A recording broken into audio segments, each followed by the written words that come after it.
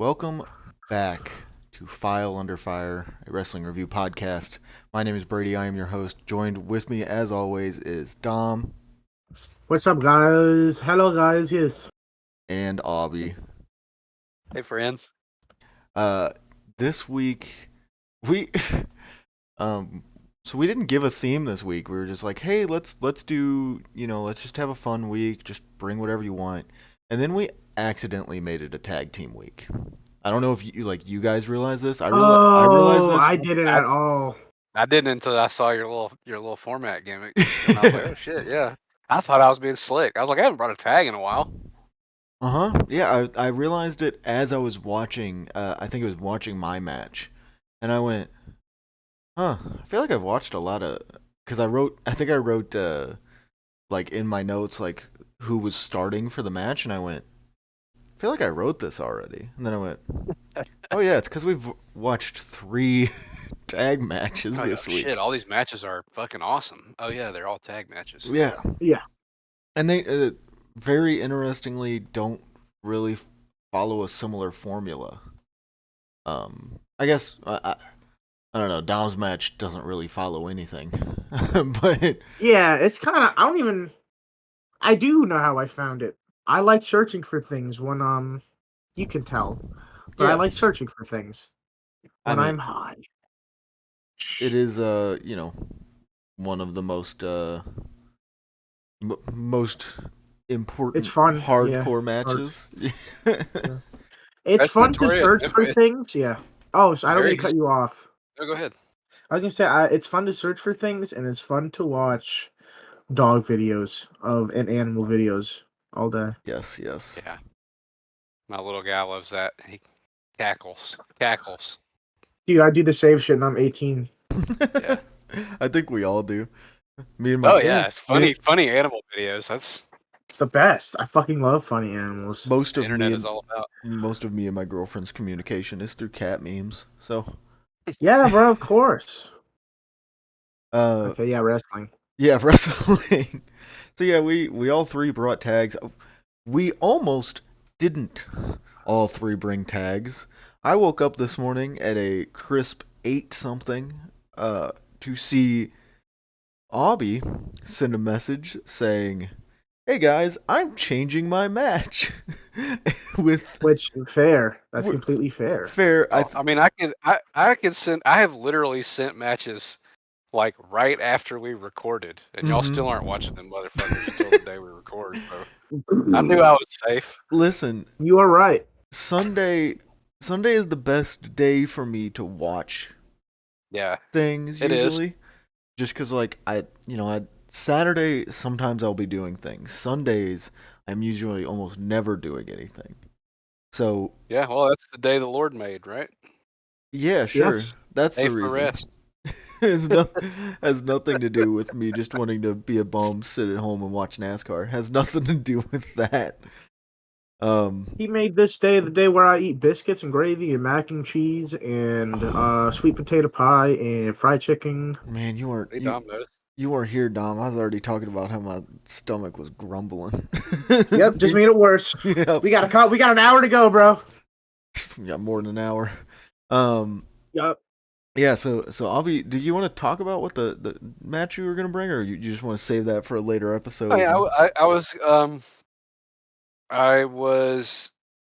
as I think a lot of people were last week, watching Sabu stuff, Mhm. and I saw that there was like a Sabu Ian Rotten singles from IWA Mid South, and I thought that sounds awesome, and it was not really, but I also saw when I was looking at that there was a 3-way from IWA Mid South that was Sabu, Ian Rotten, and Tracy Smothers, and I was like, okay, well that could be better, right? You inject Tracy Smothers into the mix, it's a high chance it's going to be better, and it's an awesome match.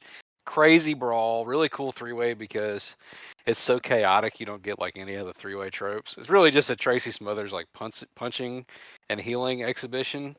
And there's a lot of funny shit that happens in the crowd because it's a bunch of nasty IWA Mid South people. But it I felt like it was like too similar to what Dom brought, and I I decided to bring something I've had in my back pocket forever. So Yeah, you well, we can we'll get into it. You're second on the list. The match I brought is a match I saw fairly recently. Like within the last I'm trying to think, probably like month or so. Good old Mike Awesome Mike shouts out, Yep. uploads a metric ton of wrestling onto YouTube unlisted, which is really cool. And I was just scrolling through the playlist he has one day, and I saw this match, which is Mitsuharu Misawa and Toshiaki Kawada versus Stan Hansen and Johnny Ace from All Japan Pro Wrestling 12/2/92. It's a World Tag League match. I was mainly intrigued because besides the People Power run, I had never seen Johnny Ace wrestle. I had only ever just heard people talk about it, talk about him, do the impressions, and then, like I said, when he was predominantly featured on early 2010s Raw you and know what a big SmackDown. fucking piece of dog shit you have to be like the most universally hated person in wrestling. Yeah, Have you ever heard anyone say anything good about Johnny Ace? no, No, even not even remotely. like I Fucking mean, everyone either like shits on him for being like the guy who basically fires everybody, or they shit on him for just being the piece of shit that he is. yeah, he's a Like, piece of shit. He's a fucking stooge. We don't have to go into it, but he but is a piece of shit. but seeing him in All Japan, surrounded by these other three who are some of the best ever. Um, It is unfortunate that the Mr. Baba liked him, right? Or was it Miss Baba? Mrs. Baba. Yeah, make He's the jokes fine in here. all Japan. He's like athletically impressive.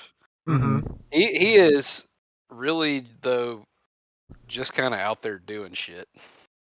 I do think it's funny that like the first I don't know what 4 or 5 minutes of this match, It's just he just gets his ass whipped. yeah, Yeah, it's Just just like him immediately this getting beat the dog fuck single up. whipped. offensive maneuver in every time he comes in the ring, he just gets fucking walloped.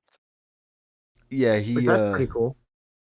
he does not get a chance. I do love real quick. I love the entrance with Hanson swinging the cowbell at like the chairs, because all I can think of is like, what happens if that just whacks somebody in the leg? You Well, know? that would probably It is cut the what shit out it of you. is. It is what it is. I don't think anybody would sue or anything. Definitely They not. love his ass. It would hurt you. He's just coming off a Triple Crown run here. And He I think dropped it to Misawa. That's Misawa's first Triple Crown win. Was what about 4 months before this from Hanson. and like I think you can see that too, because everyone kind of yells "oh" back at him, Yeah. which Oh, I thought was really cool. And then obviously Masawa is Masawa. I do love that like Kawada like no clips into the ring. I don't know if you guys noticed that, but I did like not. the camera's like He was doing some sensual stretches before the before camera's his like That's what I was so focused on. focused on Masawa that like you don't really see him come down to the ring, and then by the time like Masawa gets to the steps to like do his little prayer thing or whatever he does like before he gets in the ring, like Kawada's like already in the corner. And I'm just like And he's like stretching his back out on the ropes, but he's hitting like the cream pie pose. Yeah, that's crazy. That is not something I wrote down guys, I'm in gonna be real. I I didn't actually write didn't. down cream pie. My first note here says Stan Hansen is a top 5 all-time wrestler. He's right up there with Tenryu, Funk, Santito, and the Lunatic Fringe, Dean I Ambrose. knew that joke was coming. Oh my fucking god! I knew you were gonna make that joke. I already It's forgot about that tweet. been on my mind. I mean, what an opinion. I'm not saying nothing. What an opinion. He rules here, though. Hanson is so good in this Yeah. match. Hanson is great as always. He's big and fat, and that's all you need. Yeah, and he's honestly, he doesn't even look like he's still got some good, like he's pretty in shape pretty well here too. Like it's not like uh, Yeah, he's moving great. I honestly think he gives like the most committed performance of anybody in this match. Yeah, no, it's awesome. I just like calling him big and fat. Yeah, it's he is, and that's cool. it's Masala comes out with that fucking haircut. He looks like he should have like a big ass lollipop and like a propeller beanie on. He looks fucking Little when he baby pops in boy. the frame. Yeah. I am surprised a little that it took us 17 episodes to finally get a Misawa match. I think I'm more surprised that I'm the one that brought the Misawa match. I think you're gonna be surprised that we're not like the biggest guys on Misawa. Like, he's cool, but I'm not either. I think Misawa is like a great wrestler who I like have almost zero motivation to ever throw on a Misawa match. I feel that way about a lot of, and Kawada is like a very like a personal favorite of mine because he was like, I've talked about it before, that the 6-3-94 was like the first Japanese tape I got, and I watched it a billion times, and Kawada was like my first like favorite Japanese guy. But I kind of feel that way about all those matches. I'm not like in any real hurry to go revisit that stuff just because I've seen it so many times. It's kind of talked about to death. It's not their fault. You know, it's like people have stolen so much from them and watered it down. And I've said, like, I think there's a lot of value in Kings Road stuff. Like, if somebody else brings it and I watch it, I'm gonna like it. Mm-hmm. And it's not their fault that like the guy who is like the tastemaker decided that is like the ultimate form of wrestling, and so that's like trickled down to everybody to where it's like it's just kind of like, as you said, like it's what is there to say about it? And of the pillars, I also find Misawa to be like maybe the least interesting person to watch work. It is cool to see how insanely over he was, but like even in this match, he doesn't really do a ton. Well, like I kind of look at Misawa. This is gonna be a crazy ass comparison, but I kind of look at Misawa the same way that like you would look at a John Cena. Like maybe not the. I think that's great. Maybe not the best like technical. I mean, that's basically like what they are on like a level of.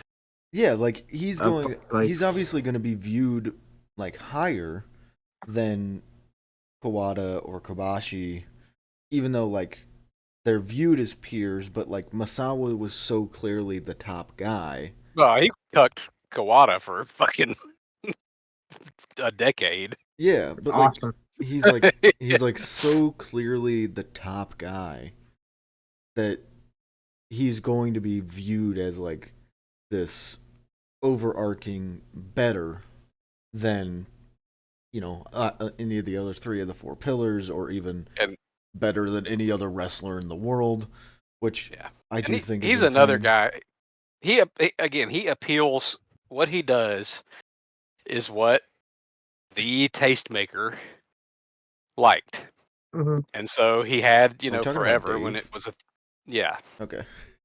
when it was a thing, right? When 5-star matches were rare, right? He's up there with Toyota. You know, everything he did was a fucking 5-star match, and everything he did was discussed in those circles that way. And like, even especially people of my age, that like I said, that's what you start with. You know, when before everything was available, because you're looking at observer ratings and shit. And those were probably the easiest tapes to find because. Oh yeah, I got that shit off eBay. Yeah, so many people had ripped and re-recorded that stuff. And it was a commercial tape, and I think it was marketed by All Japan as the greatest match ever. I mean, great. That's how it was discussed. But yeah, like Misawa is a good wrestler. He's again not anybody I'm gonna seek out, and I like it. To me, it pops in a huge way. How Stan Hansen is a tier above him. Oh yeah. And Misawa is like at his really peak here, and Hansen is on the the backside, Mm-hmm. and I still think he's so much more compelling and interesting, and like there's so much more, like what he does makes so much more sense. Yeah. Yeah. But it is you said it earlier this week. This is a really great. It's not the best Hanson match, but it's a great exhibition of what made Hanson so great. And like I think a good example of what you're saying with like Hanson being on the backside, like Hanson. This is the second time Hanson has ever ended up on the podcast. The first time being the first ever episode, which was the match that Aubie brought. And this is Which we'll almost, definitely bring more Hanson because he's so cool, man. but Oh this is man, he's almost a obviously decade one of my after faves. that. Like, Yeah, like that match is from '83. This is '92, and like the end of a '92. decade of absolute wars. Mm-hmm. He's been through it in that decade. Yeah, and so Yeah, like, he's now that you mention it, I think he actually moves pretty dang well in that match. You wouldn't Yeah, even well, really it's notice it. like we haven't really got into the how the match plays out, which is fine. I mean, that's Mm-hmm. that's the most boring way to talk about it generally. But like it starts with, again, Ace gets killed, and then Hanson immediately kills Kawada, oh my god. Yeah. and then Misawa comes in, elbow, elbow, elbow, and then Hanson comes in and immediately kills Misawa. It's awesome. Yeah, That's so good. yeah. Like you said, I think it's also smart in like the match structure of like putting like Ace and Kawada in there first, because Yeah, obviously like they're not the number one guys on each team. Like like we've talked about, even though we know who's better out of Kawada and Misawa, but regardless, like we know who is who on each team, and so to start with the effective twos and Kawada immediately pouncing on Ace, and then Hanson coming in and just like dog walking him, and then That's a very good way of putting it. yeah, Masawa getting in, and then him doing the same thing to Masawa.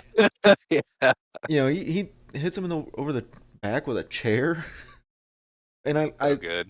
that's That's another real thing. shit. Another thing I like too is that they didn't do it like he didn't beat them up identically.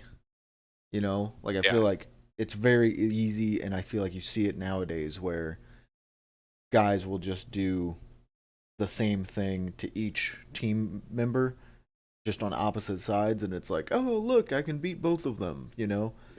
Well, that's Mm-hmm. part of the benefit of not having every single thing you do be planned ahead of time, is you can Hmm. just do it much more organically. Plus, Hanson as like the rampaging monster is one of the things that I love about Stan Hansen, and I think, as I said, to me, he's a top 5 wrestler of all time. I don't know how many people. I know people like love him, but I think even the people who love him under underestimate like how versatile he was and how he adapted to where he was. Mm-hmm. Like he did not work the same in All Japan as he did in Puerto Rico or WCW or the WWF. Hmm. Yeah, But 100%. the first part of this match where he's just like rampaging monster Stan Hansen, that's my favorite Stan Hansen. Yeah. And like I think that's so natural to him. And I think also like part of his genius is, it's something that I've said about Karisu. He takes like the shortest possible route To to beating brutalize you. your ass. So like whatever is the quickest, wherever you are in relation to him and the ring post and a chair and his foot, he's gonna His take the fists. most direct route to beating your ass. Yeah. He punt kicks you and shit. I mean, it's Yeah, crazy. His versatile. He has so many tools to kick your ass in the worst ways. It's awesome. And like I think for what it's worth, Ace does a good job here of like never Being a going forgettable ass white boy. got Yeah. him of like never never just laying down for the pin. Like he Hmm. even when Hansen doesn't break it up, he still kicks out. That's one of the, Hmm. like in my opinion, that's one of the biggest drawbacks of this match is the amount of 2 count kickouts. I kept writing it in the notes, and I'm just like, man, come on, like get to the finish. Like, why are we Well, doing that's this that's here? also very a big product of the style that they were working at the time, right? Yeah, Big that's. big builds into a giant climactic finish Hmm. with, that's the King Road style, right? Yeah, exactly. It is, and I think, you know, kind of like Aubrey was saying, that's the tastemaker says this is what's great. So now I think you see a lot more of that, and so Uh-huh, uh-huh. you kind of get into that situation. But even still, like Johnny Ace getting just dog whooped the whole time, and then he finally, like, basically finally gets out of it by, I think it's Kawada, throws him into the corner. He gets a boot up, then flying shoulder tackle, tags in Hansen, and Stan Hansen is like ready to go, and then just immediately gets taken down by Yeah, Kawada. I thought this was very funny. I had in my notes like that. You're right that it's natural to start with Kawada and Ace, but like a Johnny Ace face in peril segment to me was like a weird way to start this because like who gives a shit? Yeah, And Yeah, then I and was like, all did right, they well, really and then I like was like, Johnny Ace? yeah, and then I'm like, okay, well, it makes sense because we're gonna get like a Hanson hot tag, so that's gonna be awesome. And then the hot tag is like a total wet fart. He comes in and like, that's one of the things I think that draws me more into the match is that like you said, it's Johnny Ace oh facing yeah, no, I peril, laughed my ass off. I thought it was very funny. but it's Johnny Ace facing peril, but like they're not the faces necessarily. No, that's a very odd structural choice. Hanson is over as a babyface, But I especially since he's lost the title now, and I think people can see like he's not gonna win the. They don't win the tag league, you know. I well, think Misawa and I Kawada think won this tag league. I think it does, like the tag league being the reason that we're here does make, like, does help its case a little bit, I guess, because Well, I like also I had that written down too, actually, like because there's a Masala face in peril section that I thought was kind of a weird choice too. But they're working a tag tour. hmm Like there's only you can't just be going out there and having the same match every the night same and match over and over. You put gotta switch it up. putting the faces against just the heels and stuff, like, Yeah, Uh-huh. yeah. like you got young babyface Johnny Ace, and then like you said, Stan Hansen fresh off his triple Young shit crown. eater Johnny Ace, young dumb shit bitch eater pussy bitch. Keep going, keep going. That's Yes, all I can think of it right is now. ass. Young shit bitch eater. Yeah. Bitch. Uh, Bitch. Fuck boy. Bitch. but like you said, I love that cutoff, and it's just damn okay. Well, the that got taken down quick, but I mean not necessarily, because Well, he does a really cool thing here where he like he kind of blocks a body slam attempt with like leverage, Yeah, I thought that was cool. and I then thought just that he was really turns it cool. into a DDT. I don't know if I've ever seen anybody do it that way. That was very cool. I remember Yeah, that. it was like very understated. Yeah, I yeah, think it's Uh-huh. Kawada. He goes for like a scoop slam, and he just kind of like backs his legs out and gets low, and then turns it into a DDT. But it doesn't look like super slick, but it was slick. yeah, It was pretty fun. It was really cool. and like I do like Hansen, even though he's kind of getting like starting to get worked over, he's always fighting, right? Like he can go toe to toe with Kawada and Masawa a bit more than somebody like Johnny Ace, and I think Yeah, Ace is almost like at points like stooging and goofing, but Hansen is like a T1000 man. yeah, like they're Masawa's You got to throw him in the lava. Masawa's throwing elbows at him. He's not eating them, but he's it's not like they're knocking him on his ass. Yeah.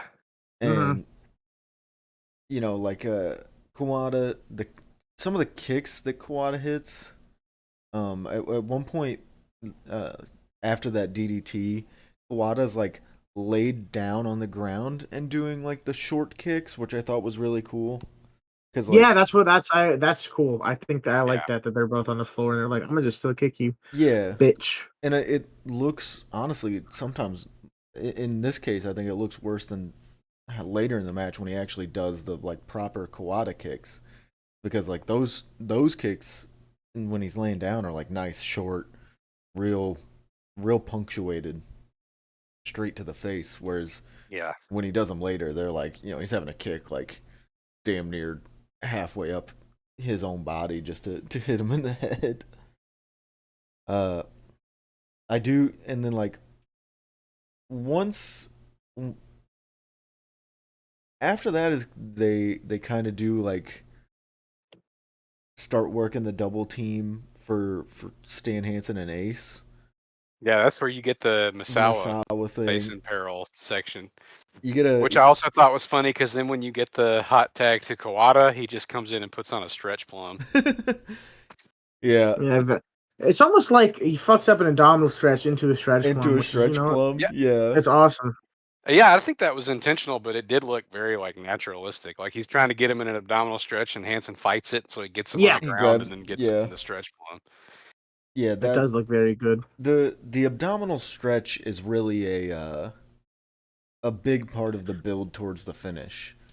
Featured maneuver from multiple people. Yeah, I Hmm. really like when Hansen gets I don't remember who it is, but he gets the abdominal stretch on and like he is like elbowing the crap out of whoever it is side. Like he is just like Yeah. throwing them and then so once Masawa he like gets out, tags in Kawada, like you said, goes into that like kind of abdominal stretch plum thing, and then Johnny Ace comes in, kicks him in the head. Then Kawada like gets up, does the Kawada kicks, and then they do the Masawa and Kawada do a double team suplex, which they had done to them by Hansen and Johnny Ace earlier in the match, which I liked. Honestly, I liked theirs better because they actually like, even though it was two of them, they're taking Hansen up, so they struggle because, Yeah. like Dom said, he's big and fat, He's a big man and he's fat. Yep. and then they hit the double elbow, which I think always think looks really cool, no matter who does it. Just the like synchronized I, jumping, yeah, I pop for that too. Them doing it's like a rock and roll express spot. hmm Yeah, Thought it it was basically awesome. is. and then as soon as like Masawa goes up to the top. Johnny Ace comes over, throws him off. After some mean strikes back and forth, throws him off. And then I wrote down Kawada hits a lariat. It's not. It is and isn't a lariat. It it's a good line. They call it a lariat on commentary. And then they Kawada goes for a pile driver. I think I don't know. He cradles his head in between his legs and he Stan Hansen sends him up and over, and then he gets in that position again. Johnny Ace drop kicks him. Kawada then goes for the spinning heel kick, but then Hansen catches it, and he like throws him down, goes for a pin. Masawa breaks it up, and then Johnny Ace and Masawa go outside, and Hansen's about to get pinned. Johnny Ace breaks that up, and then Masawa and Ace start brawling, and so you kind of get this awkward angle where you're like trying to see all of it, and it's kind of like at the corner of the ring, so you can't really see what's happening in the ring because the ring post and the ropes are in the way. But you see that like Masawa and Johnny Ace are just beating the crap out of each other, and then Hansen gets up, hits the lariat, And I love that he just kind of like falls back onto him and then gets the 3 count. It's like he almost couldn't believe he got the lariat off and hit him with it, Mm-hmm. And just for everything that happens before it, the finish is just so electric. It's so like that build Electric was. in only the way the only the way that finish can be. You know what I mean? And the only way I think an all Japan tag can be. Ooh. Uh-huh. Yeah, that Uh, was a little rough. hey, it happens. We're doing it live, pal. Fuck it, we'll do it live. um, What Abby? What happened to that guy's career after that? Bill O'Reilly. Yes. He became like one of the most famous and highest rated pundits of all time. Are you serious? He is largely responsible for not largely responsible, but partly responsible for the hellscape in which we currently live. That was Inside Edition when he was like a normal, I guess, a tabloid show. But he had a 20-year Fox News run as like the fucking star of Fox News. I don't. Okay, well, And I thought he would be done after that. no, I don't. That didn't come out until he was already like big. It's Well, way in okay. way pre YouTube. It's not like they were like airing that on TV. Like check Mm-hmm. this out. So he was already. I think he started at Fox News at like in the mid '90s, but he's like way guilty in the like in the cable news as entertainment. uh, And then the Fox News bullshit. Now he writes books like Killing Lincoln and Killing Kennedy that are like fictional retellings of like assassinations on presidents. assassinations. I think there's one. There's one that when I first started at the school I'm at, the janitor there was like, "I love history. Check this out," and he brought me it, and it was like Killing Patton, who was not assassinated, and it was like a weird conspiracy thing about the death of Patton. Anyway, yeah, Billy Riley, true all-time piece of shit. Yeah. Uh, yeah, There will be no room for him in my world. he greased the runway My world. Are for you are you, Trumpism and all this shit. are you telling me Bill O'Reilly is the reason we have Tyrus as the NWA or had Tyrus as the NWA World Champion? I bet Tyrus has been on the Bill O'Reilly on the O'Reilly Factor. I don't know if he has or hasn't. I know. Well, he used to go on Fox News all the time, right? Well, yeah, but he was like a Fox and Friends guy. Like that was his. Nah, he was on that. What's the guy's name? Grunfeld or Grundle or fucking Fuck, you're asking the wrong Gutfeld? whatever. fucking guy, dude. I mean, Is it Greg Grunfeld, Gutfeld. Gutfeld? Oh, I Yeah, hate him. I I've hate watched him. yeah. I've watched Fox News a total of like maybe 10 times in my whole life. Well, Oh, you're you're so lucky, man. Where I lucky. fucking live, Mm-hmm. any Mm-hmm. business that you go into is playing Fox News. I have to go and like go get my oil changed and hear about, like white genocide. Yeah. Oh man, I would be like, shut up, please. It's Yeah, awful see, too. I just do my own oil changes and listen to my own music. It's great. There Anyway, you go. That moving sounds on. way better. Avi's pick of the week. Like you said, you've had this thing kind of in the back pocket for a while. Finally decided to pull it out. It is Yuki Ishikawa and Alexander Otsuka versus Daisuke Ikeda and Takeshi Ono from Battle Arts 10/30/96. This is one of the And what? best matches I've seen. Yeah, one of the matches that you say 10/30/96, like this is one of those matches. If Uh-huh. you just tweeted 10/30/96, People would understand. people will know what you're talking. This is, I've said before, and I was talking to Ethan about it this morning because he really loves this match too, and he has an incredible. If you have not watched it, Ethan has a video about battle arts tags, like a video. I say it's like an hour just about the genre of battle arts tags. And of course, he ends talking about this one because this is like the The one. ultimate one, yeah. Yeah, but I was talking to him about it this morning, and he was like, "Yeah, I could talk to you about that for like an hour." And I was like, "Yeah, me too." So hopefully, I don't do that. But um, it's this is like I've said, it's hard for me to pick favorite anything, but this is my favorite match of all time. I love this Yes, fucking sir. match. And he didn't I mean, bring it for it's his pretty favorite good. match of all time episode. No, because I think you had thought about it, but then I think if I'm remembering no. it Well, right, so it's been months you're ago talking now. about the first episode we did, right? Right. I didn't necessarily view that as like favorite match episode. I viewed that as like, As okay, like, I need to bring a match that will like encompass what I love. yeah, And then we did favorite wrestlers, yeah. and I did an Ishikawa match, yeah, we did. but not this one. I just I've always known I was gonna bring it. I've just been kind of waiting for the right time. And Uh, this morning at damn whatever time it was, like 6, 7 o'clock in the yeah, morning, he was like, "All right, screw it, we're yeah, doing it live, pal." Sorry, I keep making that joke, yes. It's a fucking funny clip. It is but very one of the funny. It shows you what a real fucking piece of shit that guy is, and 100%. I hope he's in hell soon. We're gonna kill him. Let's but do it, bro. I did love the switch. Wife beater too, I'm by the a way. I'm appreciative that you understand that me and Dom are not gonna watch this stuff until Sunday, and so listen,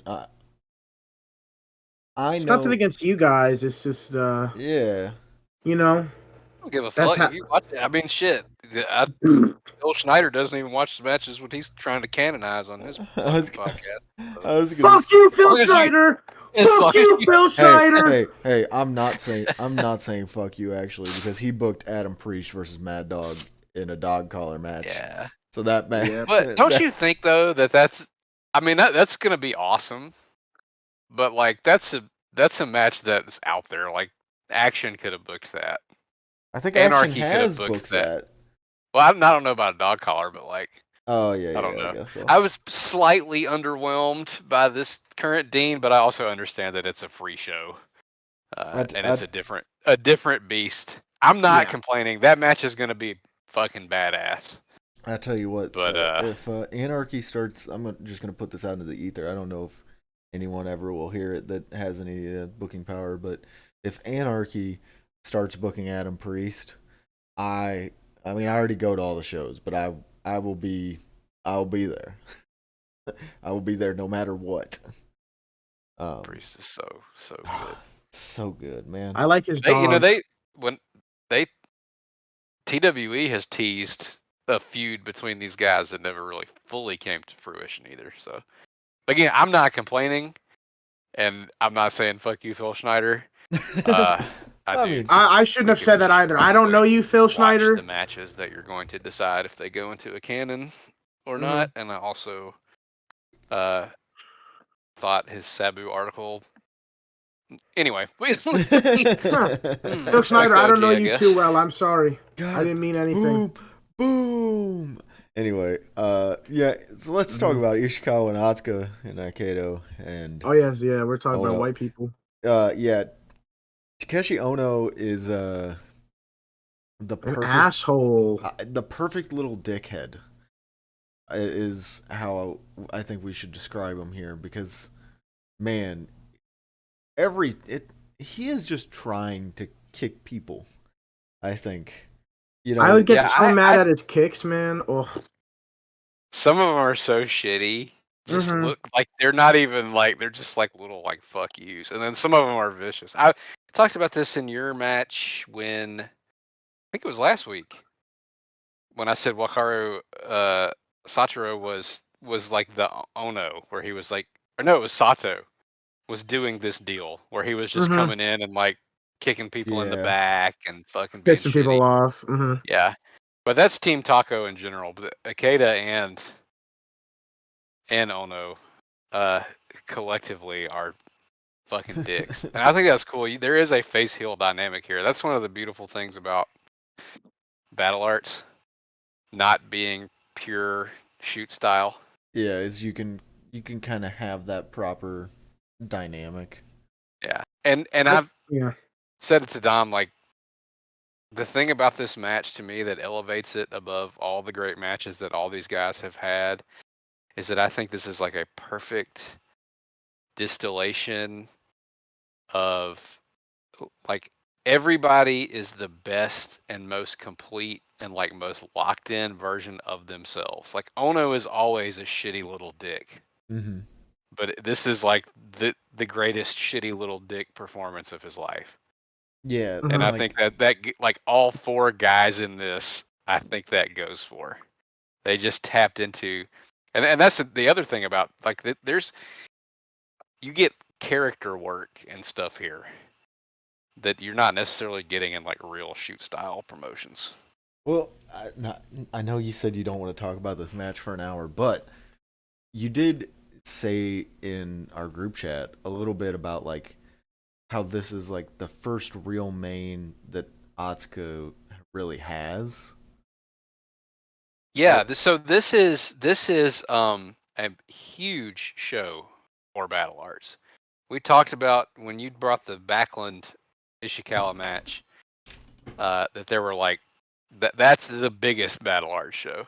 mm-hmm, That Battle Arts was a small niche promotion, and this is their first year, and this is their first Kurikan, and the people that are in the Kurikan for this show are there because there is a Taka Michinoku title match on it. Michinoku Pro and Battle Arts did a lot of co-promotion. I think Sasuke and Ishikawa were they got along, Mhm, mhm. two visionaries and kind of misfit toys. But they did some co-promotion stuff, but the people in the building are there for Michinoku Pro. mm-hmm, And but this is the main. And this is their first Kurikan, their biggest show to date. This is a big spot. yeah, And Ono, all these guys, Dom was asking me about this. All these guys started in uh, Fujiwari's shoot style promotion, ill fated. And after that ended, they all migrated to Battle Arts. And so this was a big spot in a small promotion, but Otsuka of those guys was like the young guy. mm-hmm. Which is And funny Ethan because talks about it. Ethan, like before he made that Battle Arts video, he was in like constant communication with Ishikawa. Ethan like That's yeah, awesome. talked to Yuki Ishikawa. Um, and so sent him goldfish even. some goldfish, yeah. And he like he says in the video like this is sort of a big leap of faith on Ishikawa's part to put Otsuka like in this match with the other three. Mm-hmm. Um, and he had confidence that he would deliver, and He did. He does. does he Yeah. fucking ever deliver? Yeah, This is. I love this mess. This is so good. he is like the perfect um he's the perfect hot tag guy that doesn't need the hot tag, if that makes sense. Like Yeah, they don't tag a ton, which I don't like. You can look at that as a detriment, but I don't mind. I I don't yeah, mind love no, it. seeing them I match. think it adds to this in a way Yeah, I think because it's there's like palpable tension. hate here, Yeah. and I think all that like they just keep escalating, and there's like an air of desperation to everything that's happening, and so I love all the. I mean, it plays into the finish. You have to neutralize both Both guys if of you're going them. to win this match. Mm-hmm. Yeah, cuz and that's kind of how they build it, right? So like you you like start with like uh you start the match with Akeda and Ishikawa as kind of expected, I guess. Yeah. Um, these two would are probably still fighting against each other in their everyday lives. They probably just Yeah, call and each this other. I think this is the first like great match of this rivalry. They had been rivals, but like I said, this is the first year of Battle Arts, and I think they had a singles match before this, and it's generally viewed as like the least of their singles matches. I think it's a little clipped, Mhm. but Mm. I mean, yeah, of course the fans are aware there's a natural rivalry there, and it's philosophical too, which is Well, also how this match plays out. Ishikawa's the grappler, I And think and Yes. I think they do. They if even if you're a fan, like say like you said that the people that came for the impro stuff, even if you're one of those people, they do a good job in the pre-match kind of creating that understanding of like Ishikawa wants to get in Ikeda's face, but then Ono is like keeps like butting in basically. he's such a little bitch too. Like, so they Team Taco comes out to "Are You Gonna Go My Way," which is so sick, So and sick. like march to the ring. Mm-hmm. And when this I saw this is on the alternate angle. I don't know if it was on the YouTube one or not, but like as they're to get in the ring, Ono is like kicking at the ropes, trying to keep Ishikawa from getting in the ring. And then when I they do get in the ring, as you said, they're like Ikeda and Ishikawa are like locked in on each other, and Ono is just being such a little fucking shit. Yeah, and he like keeps trying to like headbutt in, and then that's when like Atsuka really like goes over and like pushes on him back, and like that's really a good example of how this whole match plays out. So you get Yeah, Ikeda and and I don't think they're taking Atsuka seriously. There's a couple no. times early on where they try to like big boy him, but he doesn't let them do it. And I think it starts, as you said, like they do a good job of setting that up because that's kind of what the pre-match is. Mm-hmm.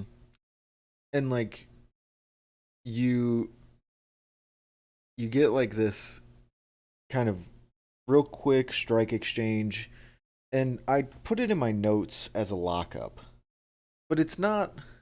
Calling it a lockup isn't really necessarily accurate to what it is. Like when you envision what a lockup is with the, one hand on the back of the neck, one hand on the arm type of deal. It's not that by any means. It is like, it is kind of more of like a Muay Thai clinch. Yeah. And Fucking awesome. basically just walking each other back and forth to the ropes. And they kind of do this all the way until they get into the ropes, and Ishikawa has his back to the ropes, and Ono comes over and just throws like a mean kick to the back. Moked his ass, and then Ikeda Mhm. gets him from the front. Mm-hmm. And then It's like a very clear, like, do not get in that corner. yeah, You need to avoid that corner.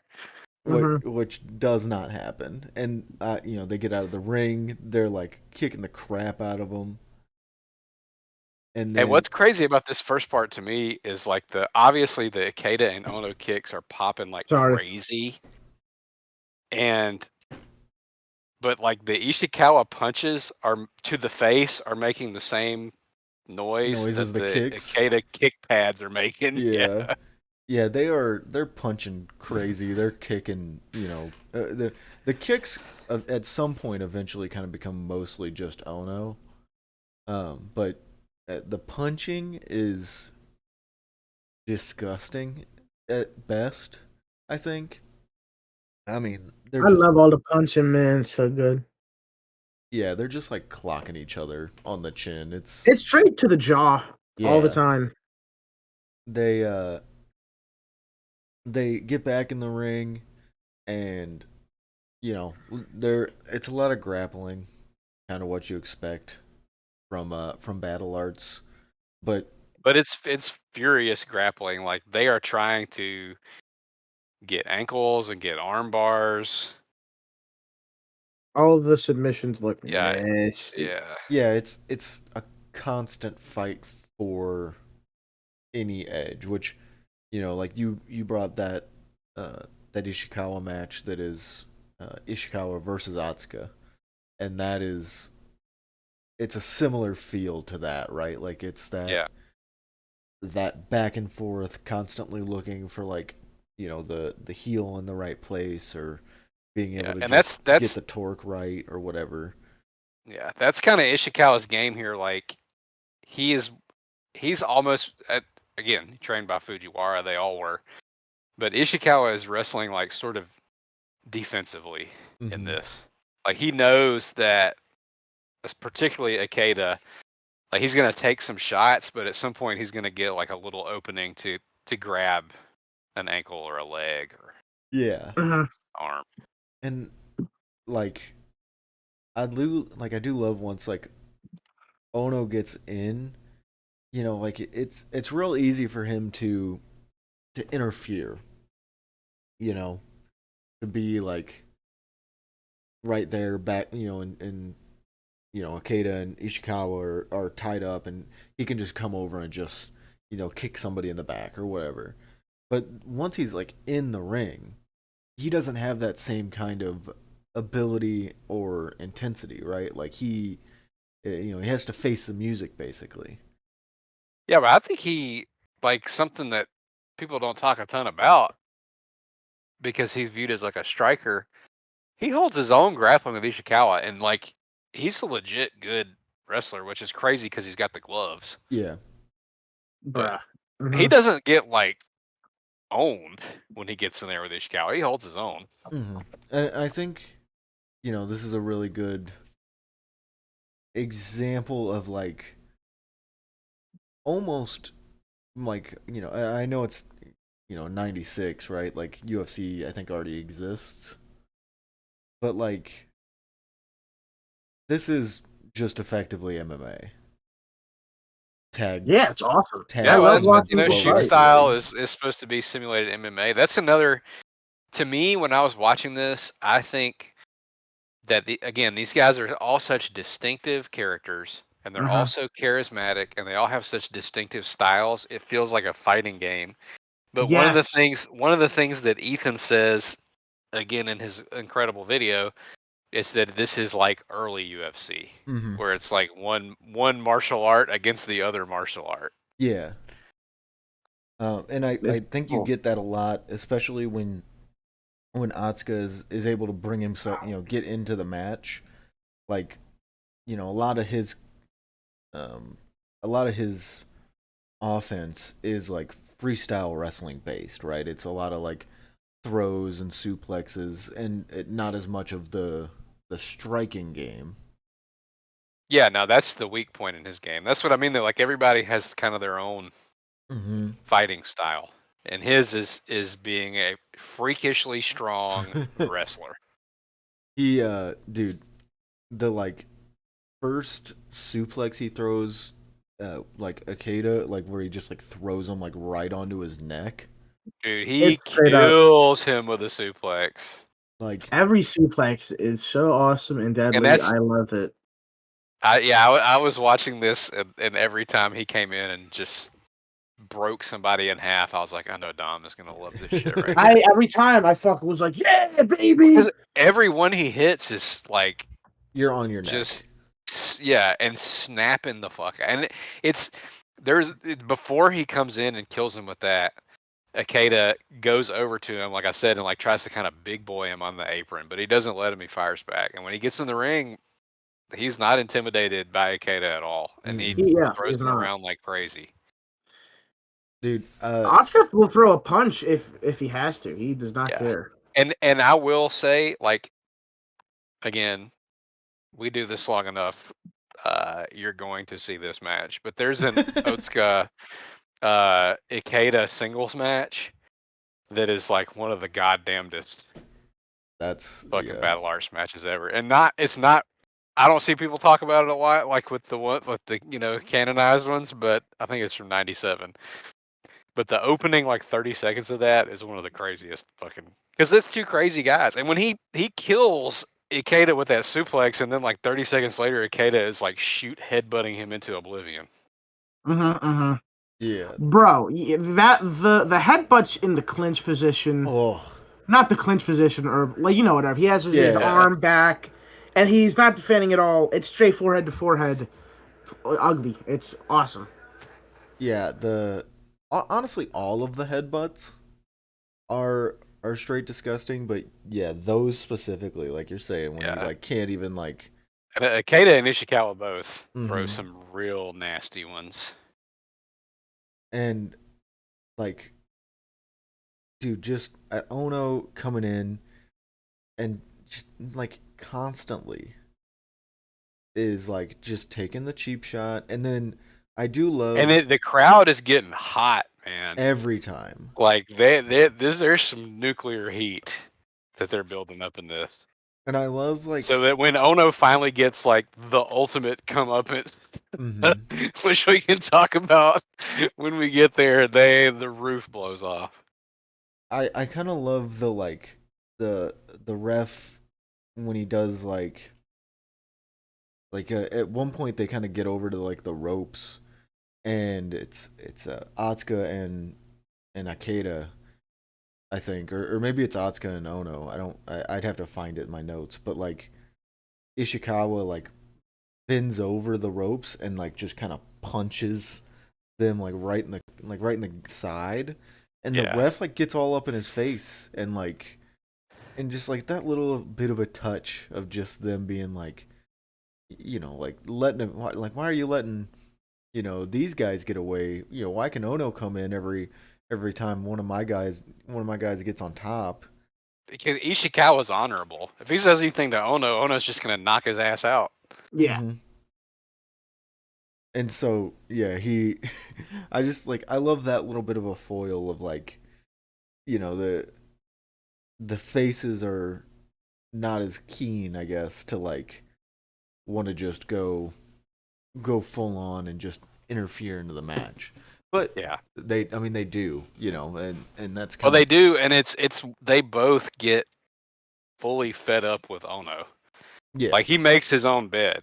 yeah. There's one point where Otis, and I stopped taking notes at some point and was like, I'm just gonna enjoy an experience. So like the last third of this uh runs together a bit, even though I've seen it so many times. But there's one point where he comes in and like sumo rushes him. uh huh, But then there's the big like the climax of the match where Ishikawa basically calls him into the ring yeah, to like and points at Ono and he drop kicks the hell out of him, which mhm. again is another reason I love battle arts. You're not getting drop kicks in rings, Oh yeah, but drop kicks, awesome.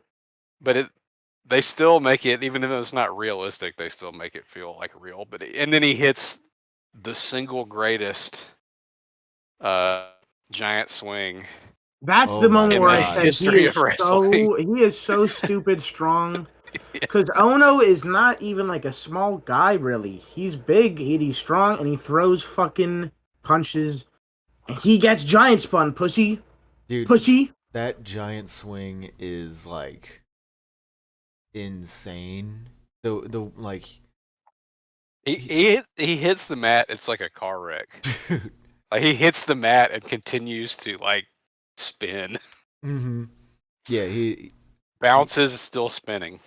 and like, you know, I don't want to skip past it, but like Ishikawa getting like the jumping headbutts to break stuff Yeah. up. Oh, it's so funny and awesome. Yeah, it's so good. Ono getting the octopus looks like fantastic, which Yeah. is one of the things that Ishikawa breaks up with the jumping headbutt.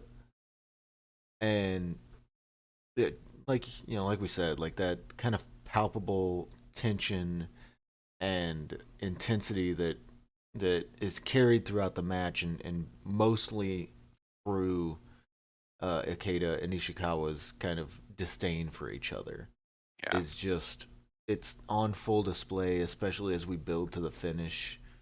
I mean, they're, But it's crazy because it almost like slows down after that, but they're so exhausted and beat up. And it's not Mhm. like over the top like oh, I'm so exhausted selling. It's like they are struggling and they're doing throwing everything they can and it is not smooth or pretty. Yeah, not even in the slightest. Um, and like you said, like the only way you're gonna beat them is to separate them, Yeah. and that's what they do. Atsuka comes in, Germans the absolute hell It's out of fucking Ono, Germans his ass to hell. On and Ono, right? yeah, it's Yeah. That's it's like fuck you, Ono. This is what you get for kicking me in the body, you stupid little bitch. and Sorry, that's my catchphrase this episode. Bitch. and like Ishikawa gets like throws a punch that like just levels Akeda and gets the ankle lock, and then he like transitions it into A in the gnarly Fujiwara. yeah, and dude, so like gets the submission win, the faces win. Like like we've said, this is them really kind of seeing how well Atsuka fits in this main event scene. This is trying to, at this time show what Battle Arts is to a whole new audience. And I think they do that maybe on the highest level here. Like you. Yeah, this is the first great match that comes out of Battle Arts, and I think the most famous match that comes out of Battle Arts. And I think most people, there are other ones I could see an argument for, but like you talk about delivering in a big spot. Hell, I You, had seen this match for yeah. once. I'd actually seen something for once. Um, yeah, because when you sent it this morning, I was like, I feel like I've seen this because I remember the one thing I remembered from this match more than anything, more than any of the strikes, was Ono being a little dickhead. Yep. It's like it stood out so much to me in my brain that like I saw him and I went, "Oh yeah, It's this is what that anytime is." someone looks away from him, he kicks the fuck out of him Mm-hmm. and then runs away. Uh, yeah, all timer match. This could have been a match that fits on like any episode. I think like this could have been a 5 episode match That or is obviously that's my favorite match. It is to me. I don't think that Battle Arts. You can't get much better. And Jetlag summed it up as U.S. tag psychology with like shoot style intensity and like a lucha resu pace. And Yep. damn, that's pretty good. That's mhm, a pretty good combination of of all the of things. shit. Yeah. Yeah. Moving on to Dom's match of the week.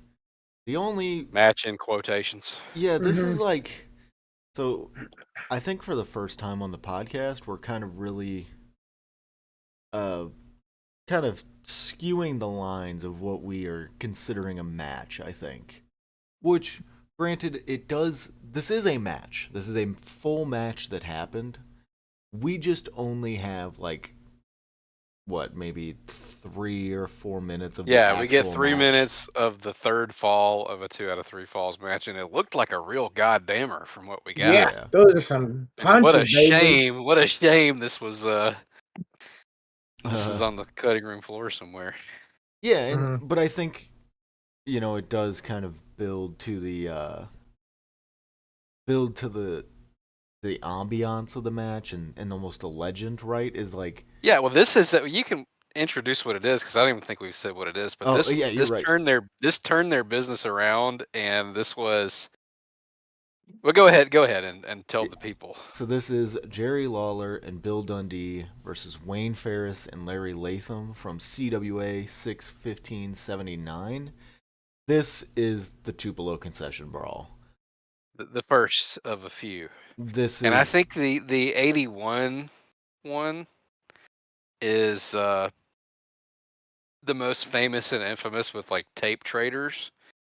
And Onita has said that's like Onita was in the 81 one. That was Morton and Gilbert against Eddie Gilbert against Onita and Fuji. That's like, informed his philosophy about like hardcore wrestling. Like he mhm, brought that back to Japan, and that was part of his vision.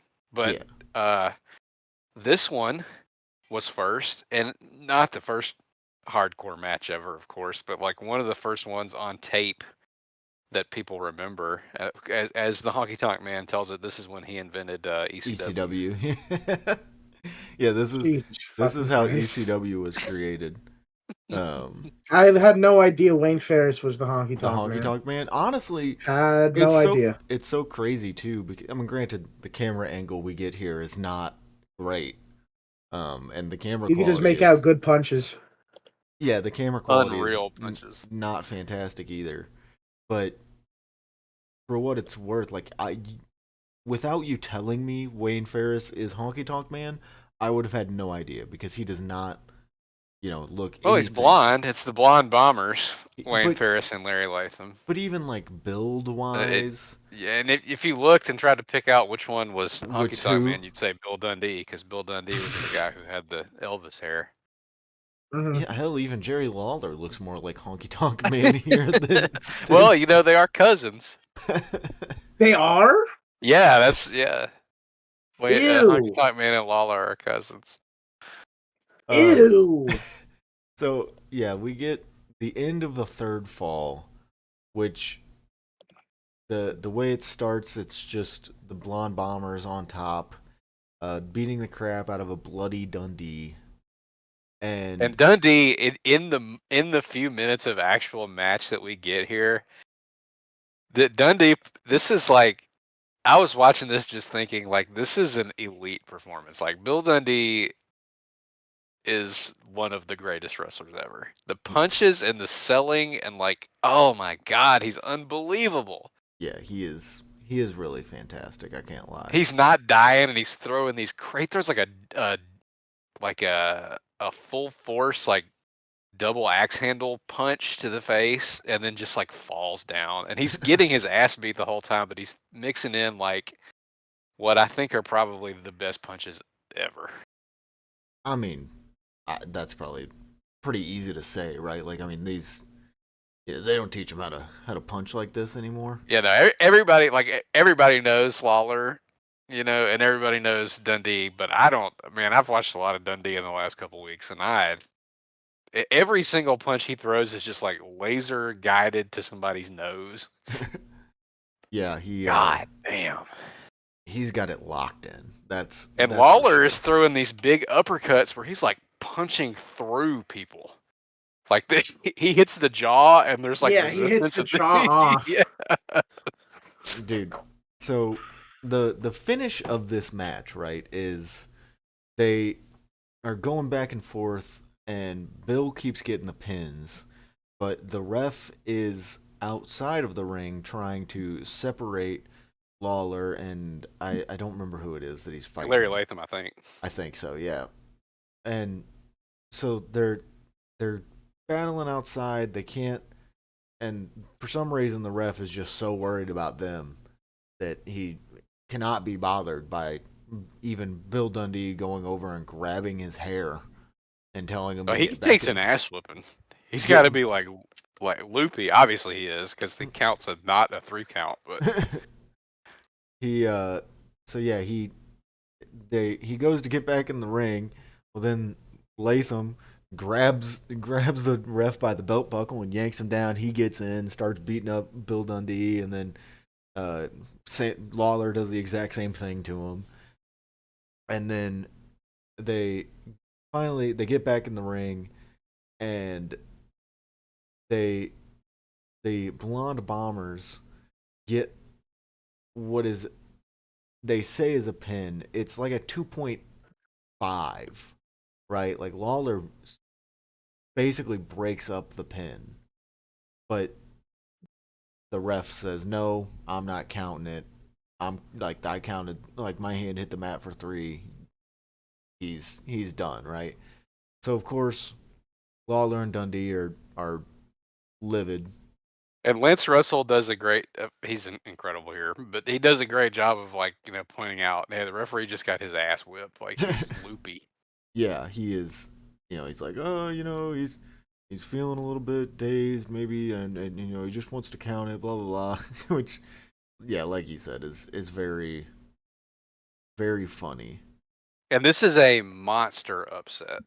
I Hmm. think Honky tells it like this was their first match in the territory, which it was not, but It it was. wasn't. It wasn't far from that. I mean, I they'd only been there like a month. I That it's did Lawler and Dundee. I did listen to that thing you sent of him saying he started ECW or whatever. Yeah, very funny shit. Very funny stuff. And yeah, like I wonder how much money he's made off shoot interviews. oh my god, probably so much. He owes goddamn RF like so much money back probably. Yeah.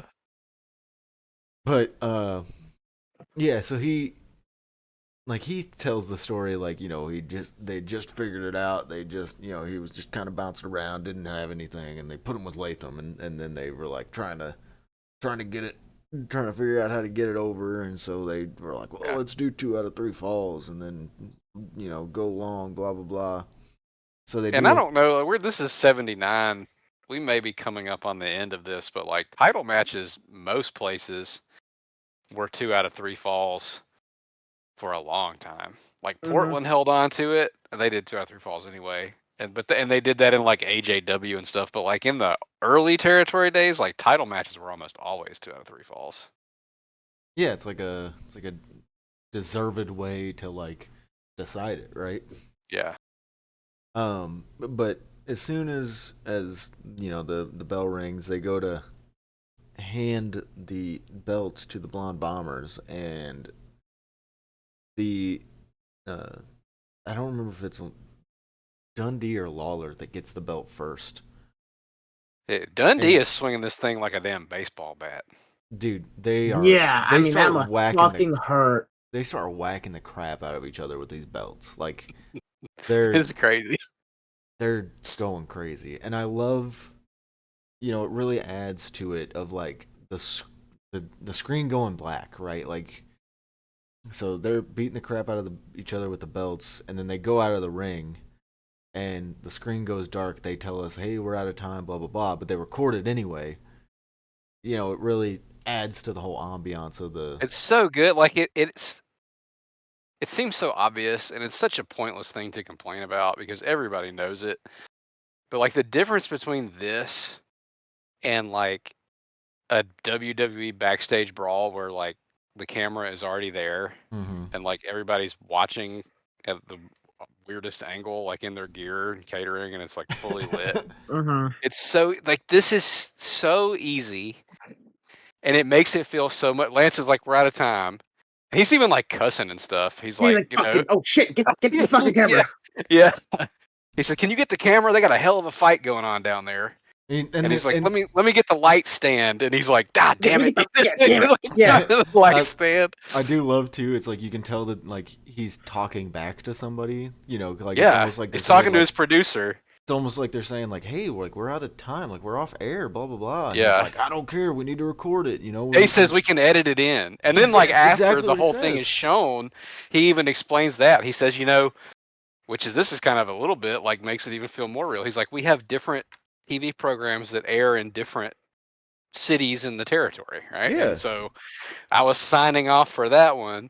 And then we kept this on to show you here in Memphis, like, how crazy this got. And he's even like, it's like at an Ali fight. If a fight breaks out in the crowd, everybody's going to turn around and look at it. So, Mm-hmm.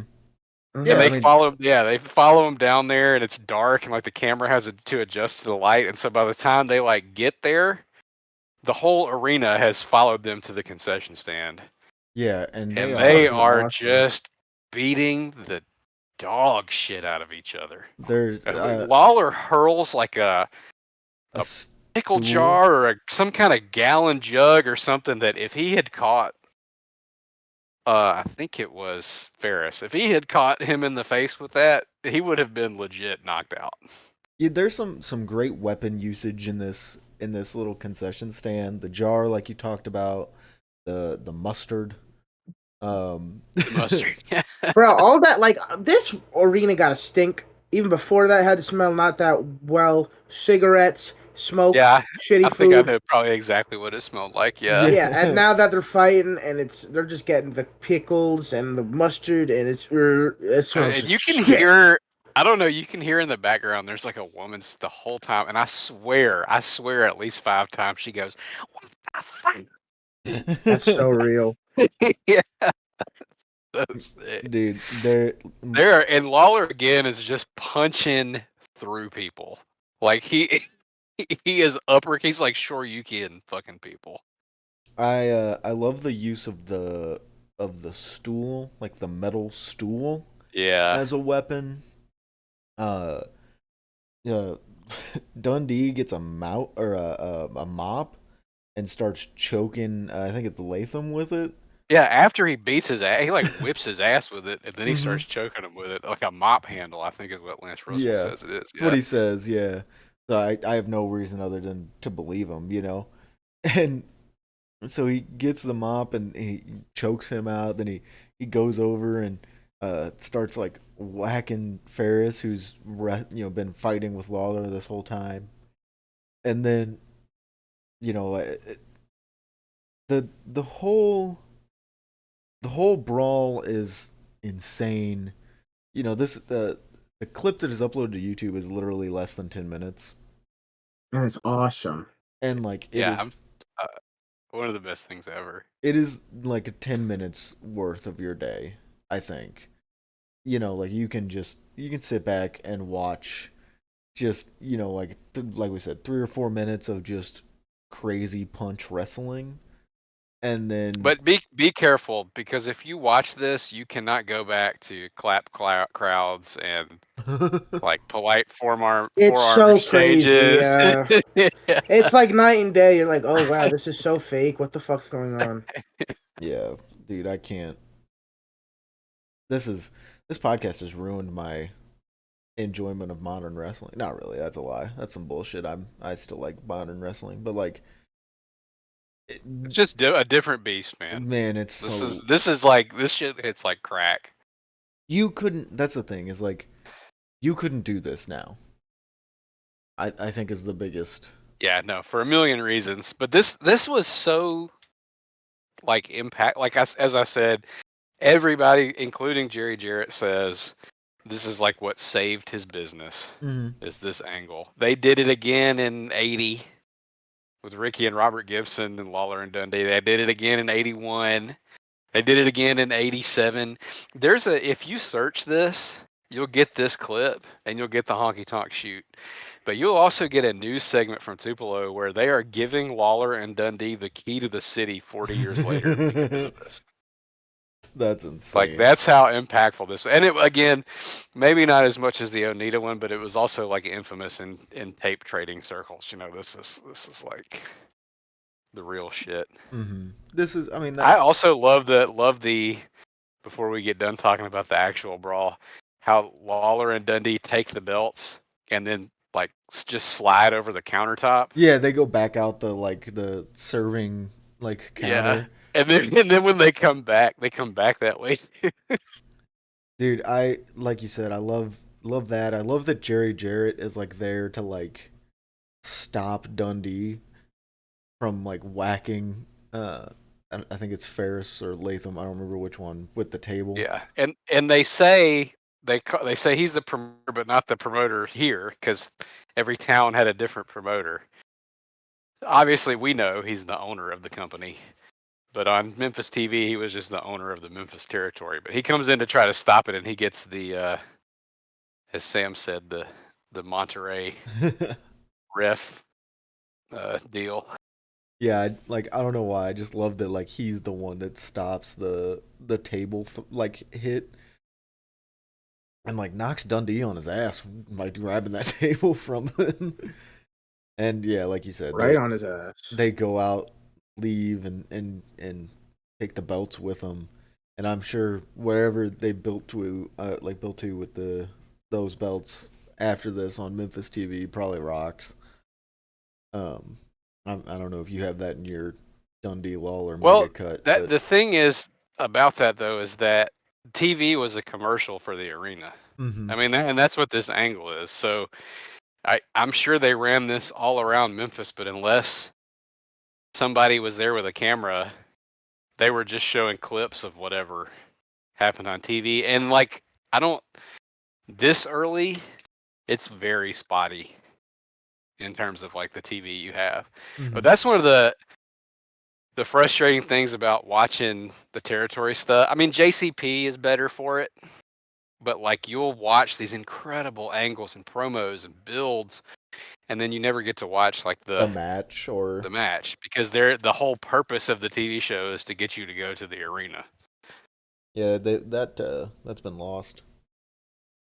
The whole purpose. It's just a different beast, but that's like me and Dom. We talked about that recently, a couple days ago. It's like this angle And it saved their business all around the horn. Everybody wanted to come see the Blonde Bombers in Lawler and Dundee after this shit. Well, And why wouldn't you, man? It looks so like God. They kill each other. Yeah, it's insanity. Like you said, they're just pounding on each other the whole time. And it's very easy to make fun of Honky Tonk because he's Honky Tonk.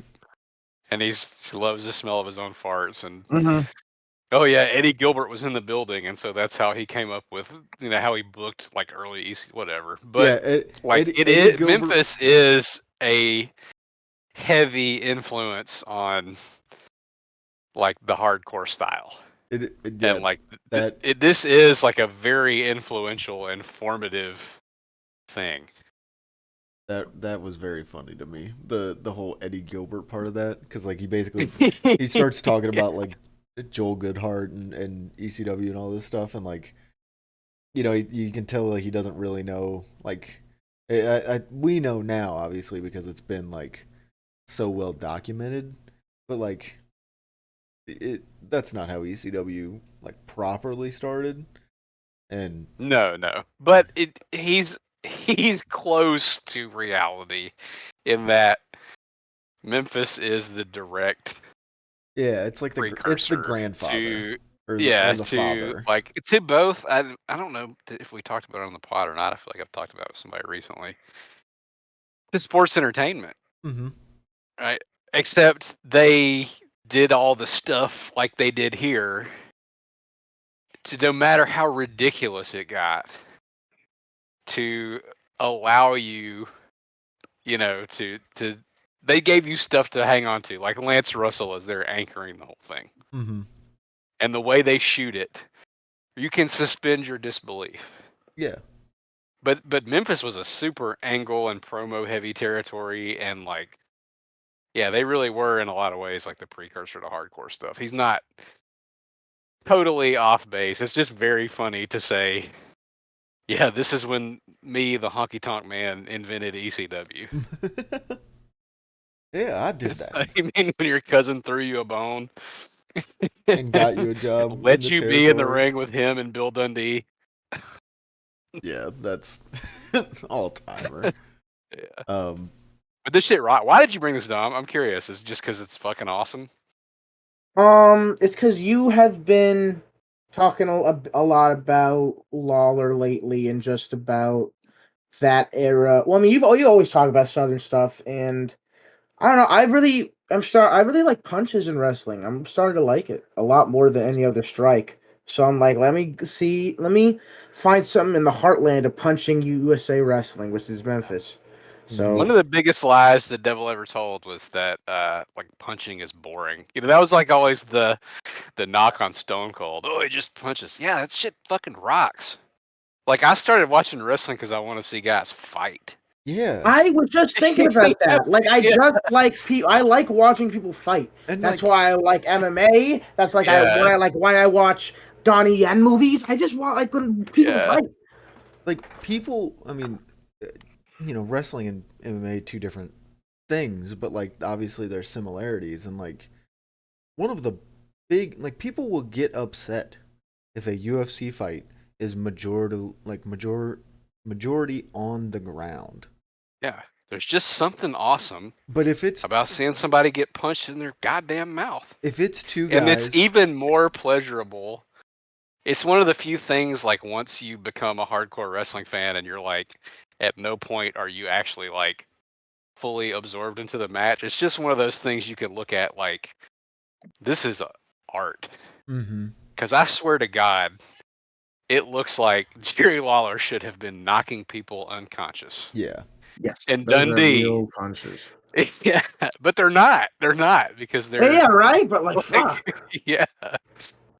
But it's just one of those things where you just kind of marvel at it. To me, a Bill Dundee punch is more spectacular than.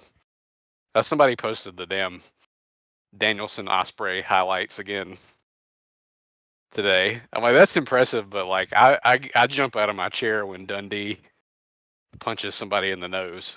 Yeah, 100%. Was that from Dynasty? That Danielson and Osprey thing. Yes, yeah. I remember really liking that match when it happened, but now if you put that in front of me, I'd probably be like, yeah, okay. Yeah.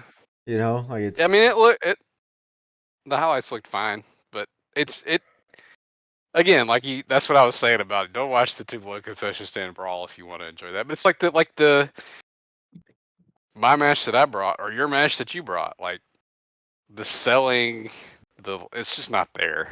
no, it's just Mhm. guys beating the It's crap like out of each they're other. gesturing towards selling, but like the end of I don't know. Johnny Ace sells my because I think match, he's getting beat the shit out of.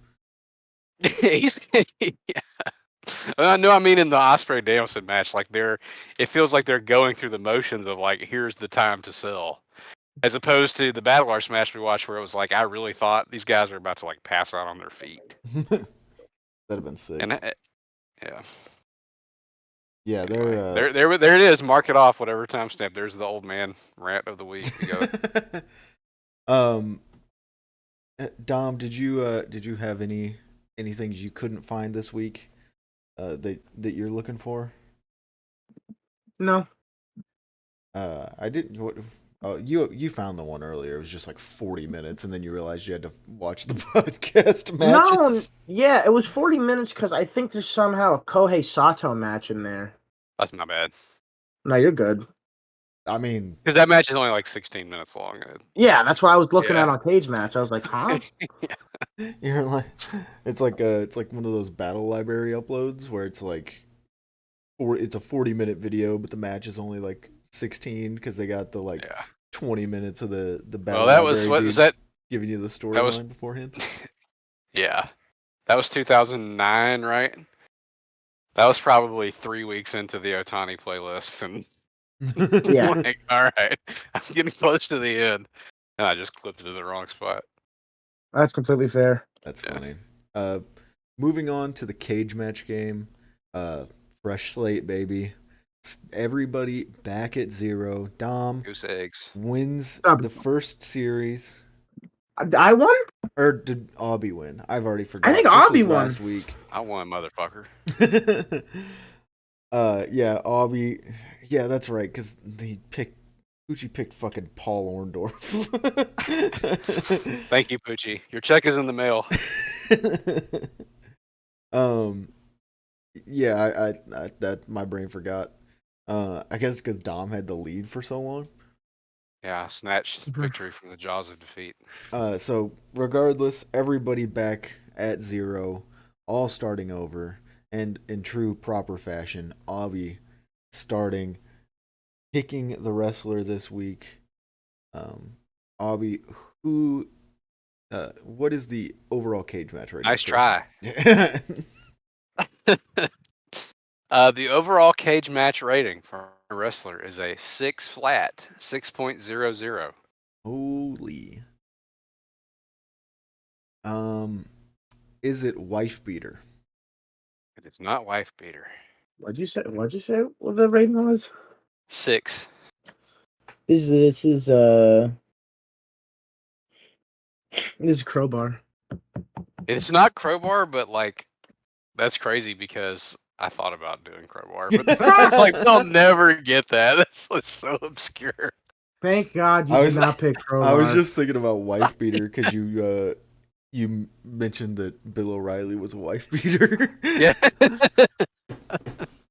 That's funny. All right, what is the first review? It's a 6. First review is a 6.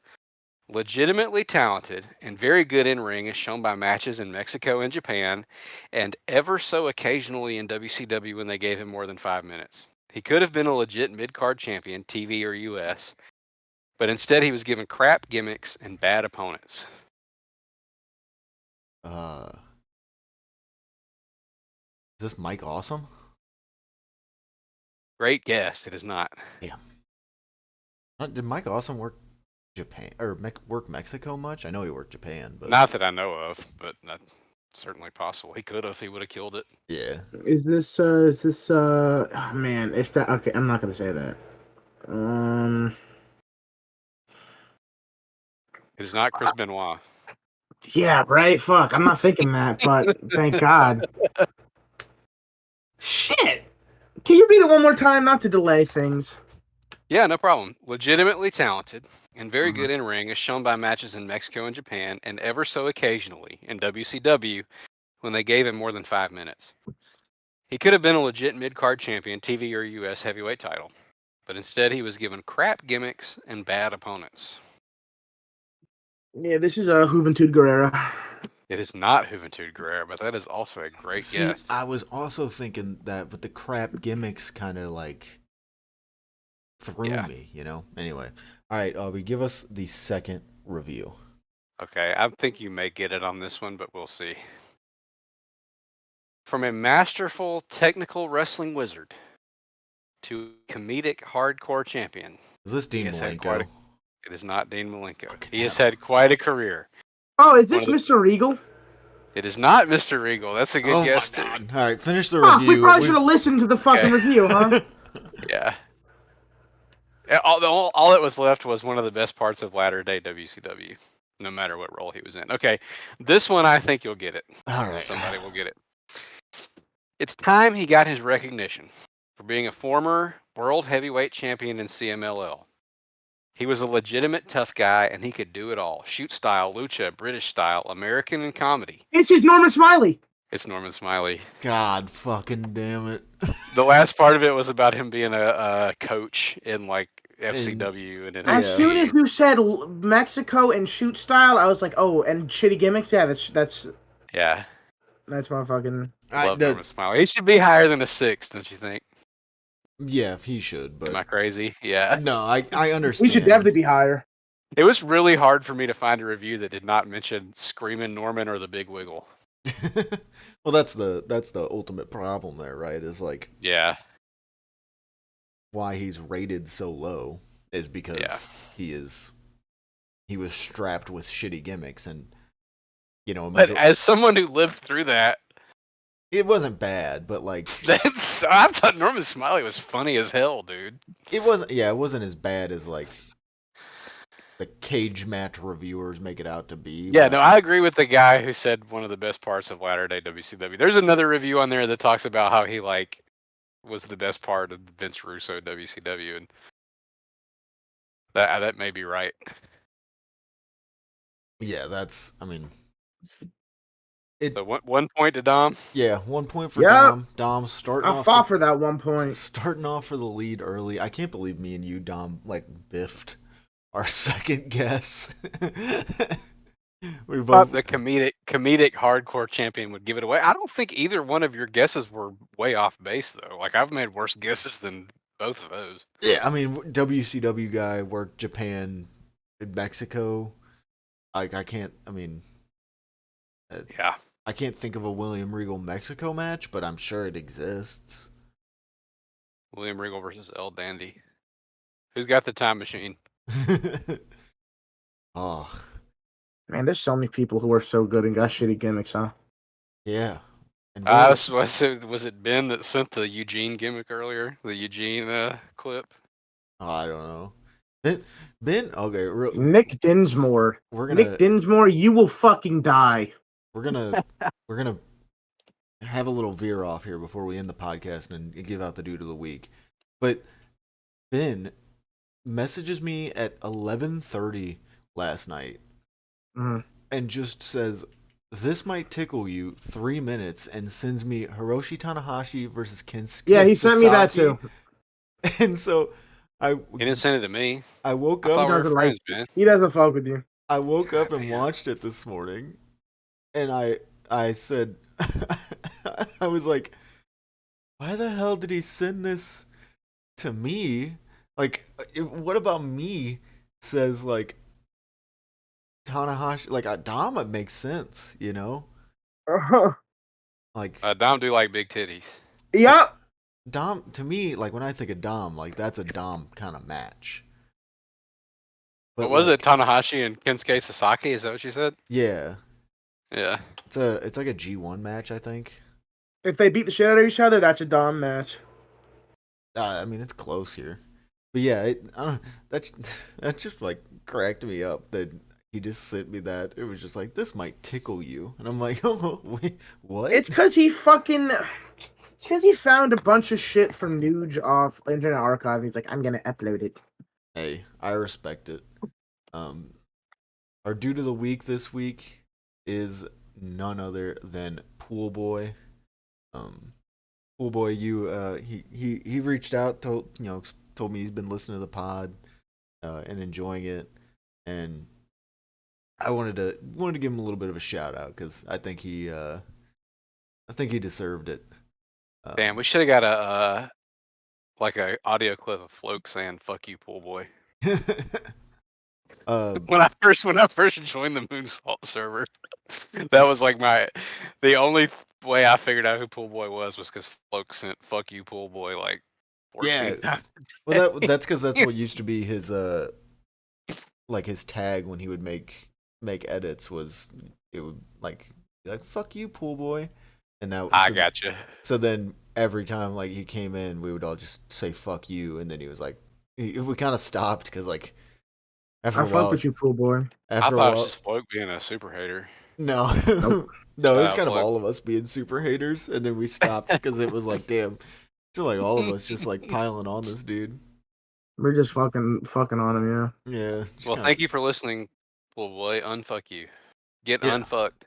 yeah. Thanks Or, for if you want to get fucked, get fucked. I don't or know how yeah. you roll, I Pool mean, I can help out with that. Boy. yeah, that thanks for listening to our accidental tag episode. Um, I Watch the matches. watch the matches. At the very least, watch the concession stand brawl because I guarantee you've seen nothing like it in your life. At least not to that like if you've seen a hardcore brawl, you haven't seen this kind of hardcore brawl because this is before It's ones it's existed. cocaine. Mm-hmm. And take it from me. I love you. And then It's also cocaine. just go watch Obby's match because it's a Okay. goddamner. it is all time. Yeah, just I don't know, go watch wrestling, go watch these matches, go watch any of the matches we reviewed before. As always, we have the link tree in the description, which will have the uh, not the playlist, the spreadsheet with all the links in it, which also has a link to the butt farter playlist. I finally added that today, so Butt farter. if you got access to the old butt farter, um, you can go watch all those matches. But I think it's like I'd have to look at the damn playlist, but I think it's probably like pretty close to like 60 now. Yeah, I think we're up there. I also added Alternate top angle. secret director's cut alternate angle of Yeah. the Battle Arts tag, which is not essential but still pretty cool Mhm. Yeah, to see. it's Especially if you've seen it 100 times. yeah, if you're like Obby and you've already watched it before. Yeah, go watch that if you want. Go watch anything. Go watch wrestling. Go enjoy wrestling. And listen to every episode of our podcast. Every one. They're all like an hour and a half long. You can do it. I'll do it. I already have. So is Obby, I think. I have. I'm Uh, a vain man. yeah. What's up? uh, I haven't been listening. What's up, guys? nothing. We're just doing the outro. I'm sorry. uh, go follow us on all socials. Dom has been tweeting recently. I'll tell Like you I got just hacked. just like clips of things I think are cool. That's the Hey, best. That's the best way to tweet, Dom. I was It gonna say definitely is. that's That's like what I like to do. Also, that was you like don't the even whole need to reason I describe followed it. Obby. Yeah. Yeah. Like the whole reason I followed his Twitter account before we like really were like friends and like sharing wrestling back and forth with each other was because he would just post like cool clips of matches he watched on Twitter, and I liked retweeting them because I also liked watching cool clips. Yeah, that's the best way to do it. I You would don't need to wade into the discourse. You don't need to engage even the though freaks. even though Just some send clips of people getting tossed off balconies. even though Obby does Yeah, wade that was in the Asian discourse. Cougar and Hideyoshi. And fun, dude. Know what's funny? You know Hideyoshi. You know he was part of Capture. Dayu Kawauchi. This is a hobby only thing. I That's didn't. why I'm saying to Avi. Yeah, he was part of Capture International, That's and awesome. he has We some need to do stuff a with capture match. Dude, 100%. I There's a Ethan and Jom and my homeboy Cake. They used to have a podcast. They did a whole episode about I Capture love International. Jom is why I'm getting into Osaka Pro because I was like, Yeah. hey, what Black Buffalo should I watch? Because Black Buffalo is so cool. Next pod, if there's no theme, I'm bringing Black Buffalo versus Flash Boone. Let's Sneak do it, peek, dude. sneak peek. if there's no Let's do it. theme, are we gonna decide live on air what our matches are for next week? Oh, I don't. You don't know. One, You don't two, have three, to. go. Well, I just know what I'm doing. I was gonna say I think I might. I think it's time. I think it needs to the the door needs to be unlocked, and we need to bring one of the best wrestlers ever to the pod, and I think I need to bring a Mariko Yoshida match. Oh, let's go, dude. Yeah, I think Let's it's record that now. Let's do a batch recording. no time in between to watch the match. Just Yeah. talk out of our ass. I bet this match is cool. I Yeah, bet she does I bet she does stretch. some submissions and turns them into pretzels. It's very fun and awesome. Yeah, I think if we aren't doing a theme next week, I say this like we don't have the decision to make of if we do a Yeah. theme Oh, next you're locked week. in, dude. You're bringing Yoshida. Let's go. Hell yeah. And Dom's bringing back Black Black Buffalo. Buffalo. I'm bringing a cool match where Power Ranger gets killed. Hell yeah. So Awesome. yeah, tune in next week to listen to us talk about Yoshida and Black Buffalo, and then whatever I'm sure hellish stiff ass match that Albie decides to bring. Yes. And send us an email Yeah, at send us. fileunderfirepod@gmail.com. I should add that to the damn link tree. I didn't add that. I'll be honest. Yeah, send us an email if you want to hear literally anything. If you want to request a specific match or Yeah. a specific gimmick. If you have Uh, questions or hypotheticals, or if you yeah, want to send your we could social do security number. we could do a Q&A episode, not episode, but like segment if people wanted to send in some questions. Um, I don't know. We listen. We're gonna get experimental. We're 17 episodes in. Next week it'll be 18. We're gonna have to start doing something, or else eventually people are gonna get tired of listening to the same thing every week, right? Never. I hope not. We have Dom on this podcast. Yeah, you never know what Yeah, Dom's so gonna you're say. always gonna get something different. Yeah. Every week when I introduce Dom, I'm always really excited to see what he's gonna say in response. Me too. Yeah, thanks for listening. Go follow us everywhere, all the things. Go like, comment, subscribe, email us, and yeah, go watch. Read yard subject to change. Read yard subject to change. Go watch wrestling. Go watch this wrestling. Go watch different wrestling. Do whatever. Enjoy Go yourself. for a walk outside. Yeah, it's weather. The weather has been so nice here Beautiful recently. out. Go outside, touch some grass, as long as you're not allergic. Maybe take a Claritin. Yeah. Yeah. Like I do. Yeah, whatever. Live your life, but have fun doing it. And we will see you guys next week. Bye. Bye.